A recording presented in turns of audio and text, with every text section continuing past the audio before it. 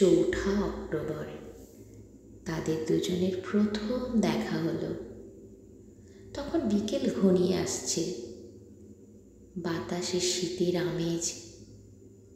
10 October তাদের দীর্ঘক্ষণ কথা হলো টেলিফোনে। সেদিন ছেলেটি নতুন কেনা টবে গোলাপের চারা লাগালো। 30 অক্টোবর রেস্টুরেন্টের নিরালা কেবিনে ছেলেটি বলল, তোমাকে আমি ভালোবাসি। মেয়েটি লজ্জায় মাথা নিচু করে টেবিলে আঁকিবুকি কাটল।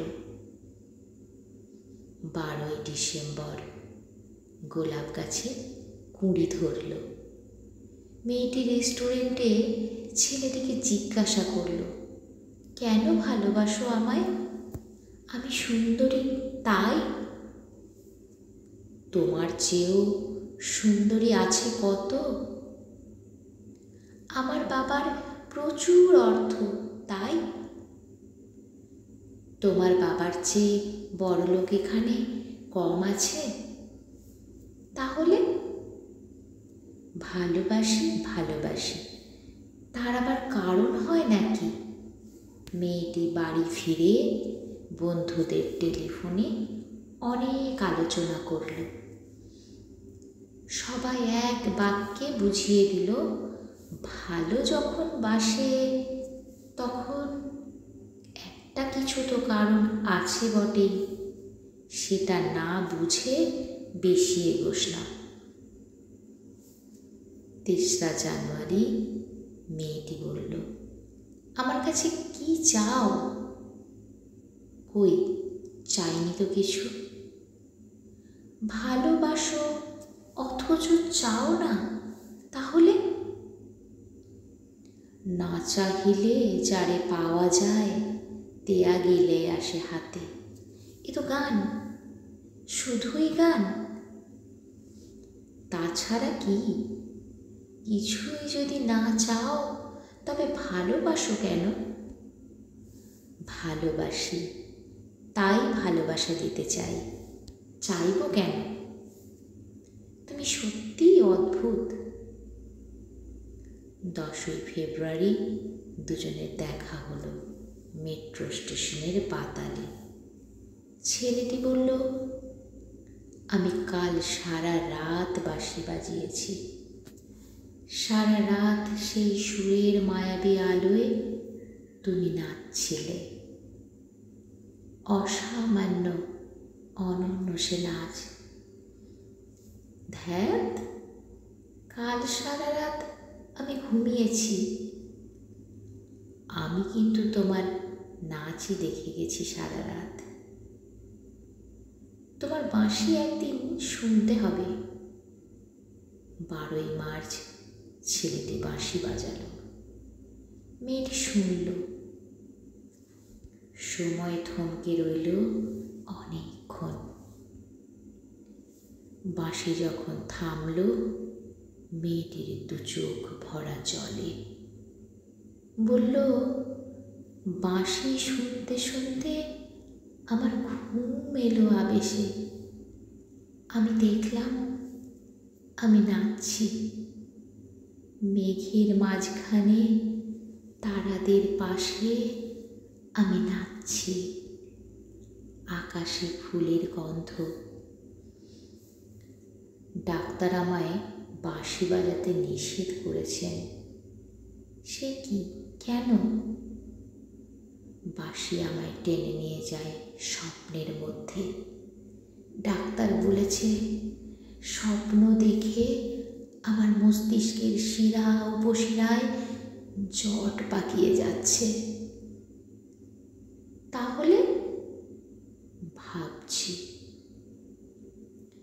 16 এপ্রিল মেয়েটি বলল, আমার বন্ধুরা বলেছে তুমি খুব ভালো, অসাধারণ, কিন্তু তুমি সৃষ্টি ছাড়া। তোমার স্বপ্ন সব অর্থহীন। আমি জানি। স্বপ্ন টপ্ন ছেড়ে দিতে পারো না তুমি? না, তাহলে তুমি তো আমাকে হারাবে। তোমায় পাইনি তো কখনো। 5ই মে ছেলেটির মস্তিষ্কে অপারেশন হলো।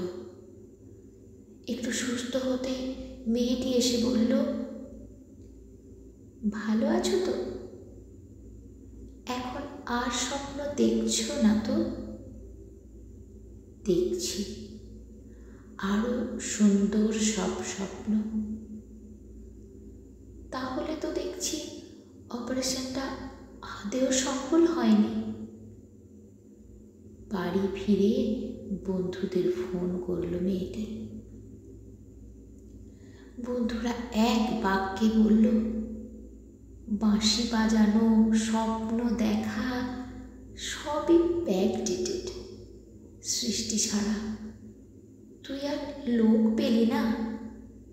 তুই এত রূপসী, তোর এত উজ্জ্বল প্রসপেক্ট। ভালো যদি চাস তাহলে শিগগিরই বিয়ে করে ফেল তোর দাদার সেই বন্ধুকে। উনি তো শুনলাম কানাডাতেই সেটেল করবেন। 7ই জুলাই মেয়েটি আবার জিজ্ঞাসা করল, তুমি সত্যি কি চাও বলো তো?